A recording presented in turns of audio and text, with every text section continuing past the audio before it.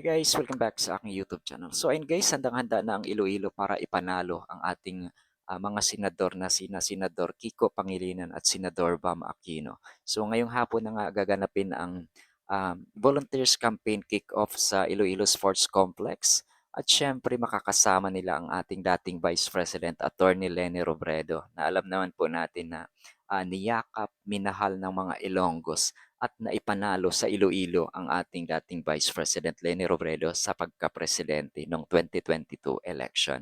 So, ayun, ngayon sa kanyang pagbabalik nga, syempre, hihilingin na naman niya ulit sa mga Ilonggos ang suporta naman para kina Senador Kiko Pangilinan at Senador Bam Aquino. No? So, ngayon nga handang-handa na talaga ang Iloilo Sports Complex Gym, no? So makikita natin dito sa post ng Rappler, no? Ayan.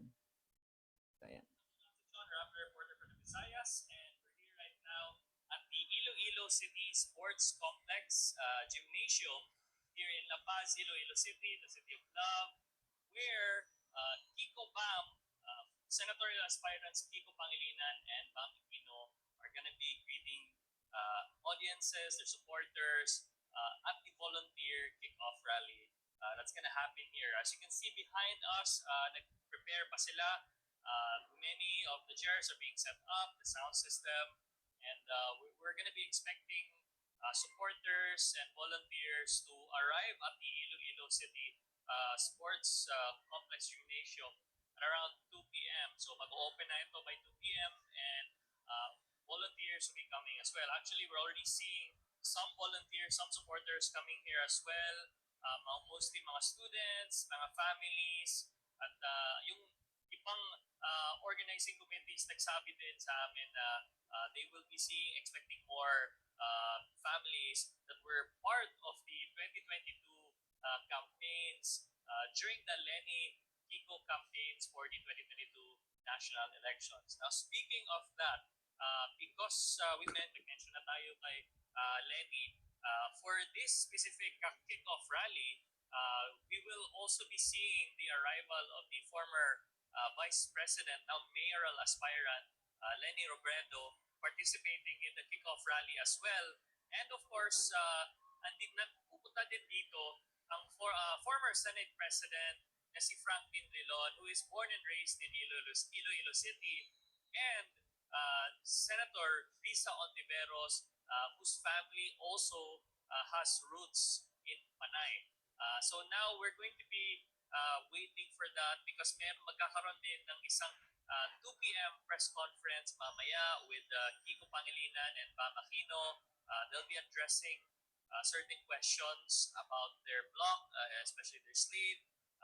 Questions like whether or not they still believe hindi sila yung opposition, or of course the very important question of all is how they will be able to reignite the big vote dito sa Iloilo. Because if we recall in 2022, during the national elections, a majority of the voters in not just in Iloilo City but the entire province of Iloilo voted for the Lenny Kiko tandem over the past unity tandem of Ferdinand Marcos Jr. and Sara Duterte, who are now very visibly fighting against each other through proxies and of course their representatives as well. But now we'll be talking to you later on. This is still just a quick opener and briefer for what's going to happen later on. The event is going to be hosted by, of course, crowd favorites na si Ogie Diaz, and of course his fellow creatives na si Mama Loy at si Tita Jex. They were also present in previous rallies, especially in 2022. So there's a lot. So yun guys, no. So asahan po talaga natin ngayon ang pagdagsa ng mga kakampings Ilonggo na mga talagang patuloy pa rin na nakasuporta, no. Patuloy na tumitindig pa rin ngayon, no, sa Iloilo, no. So yun guys, no. Ako Ilonggo din man ako, no. Taga Negros kami, no. So Ilonggo man. Pero yun nga, hindi lang sa Iloilo dapat natin ipanalo ang Kiko Bam, no. So pati sa Bacolod, at kung saan-saan pa man na lugar, no. So Yun 'no, so alam ko marami pong naghahangad ng matino na gobyerno 'no. So ayan na, ito na yung pagkakataon natin maging wais po tayo sa pagpili ng mga senador na iupo natin diyan sa Senado. So ito malinis 'no, maayos 'no, na yun nga sabi ko may nagawa na noon, so may magagawa pa sa mga darating na panahon. So kaya ipanalo po natin 'no itong si, Kiko Bam 'no. So ayun guys 'no, so, balik tayo kay Attorney Lenny Robredo 'no. So, meron siyang mensahe tungkol dito sa ayan, sa pagbisita niya din sa Iloilo 'no. So, na-interview siya ng isa sa mga ano, 'yun.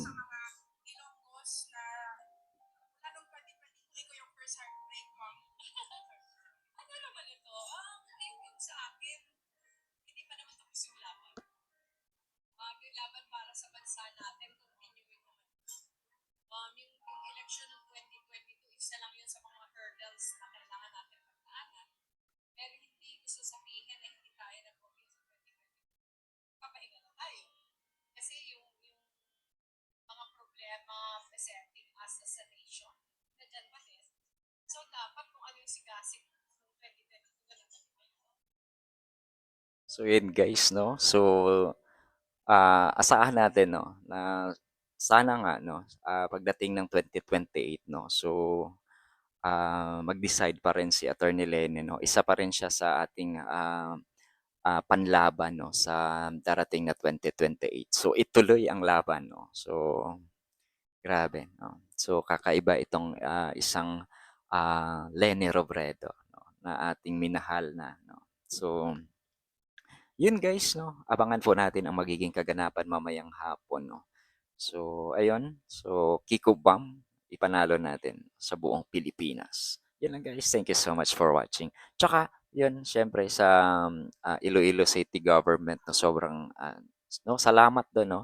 Talagang si Iloilo City Mayor Jerry Triñas no, nagpaalala na no na magkakaroon ng matinding traffic mamayang hapon. So alam naman natin po na itong si um, City Mayor Jerry Trinas talagang buong puso, buong suporta po na nakasuporta yan dati sa Lenny Kiko noong 2022 presidential election. At ngayon nga, no, syempre muling tinanggap niya ang Lenny Robredo sa kanyang baluarte. No? So maraming salamat, City Mayor Jerry Trinas or Mayor Jerry Trinas. No? So yun lang guys. No? Thank you so much for watching. Bye-bye.